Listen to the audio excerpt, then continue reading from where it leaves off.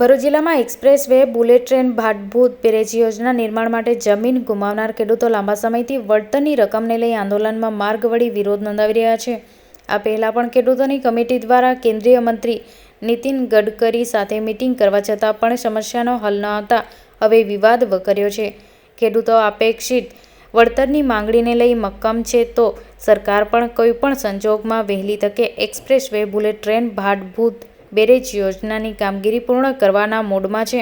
સરકાર સામે વિરોધ પ્રદર્શિત કરવા થોડા દિવસ પહેલા 32 ગામના ખેડૂતોએ પોતાની ચૂંટણી કાર્ડ જમા કરાવી ચૂંટણી બહિષ્કાર કરવાની ચીમકી ઉચ્ચારી હતી. ત્યારે આજ રોજ ચૂંટણી વિભાગ દ્વારા દીવા ગામના લોકો માટે ઈવીએમ અને વીવીપેટ મશીનનું નિદર્શન રાખવામાં આવ્યું હતું. આ સમયે જમીન ગુમાવેલા ખેડૂતોએ ઉશ્કેરાઈ જઈને અહીંયા હાજર અધિકારીઓને ઈવીએમ મશીન લઈને જતા રહેવા જણાવ્યું હતું.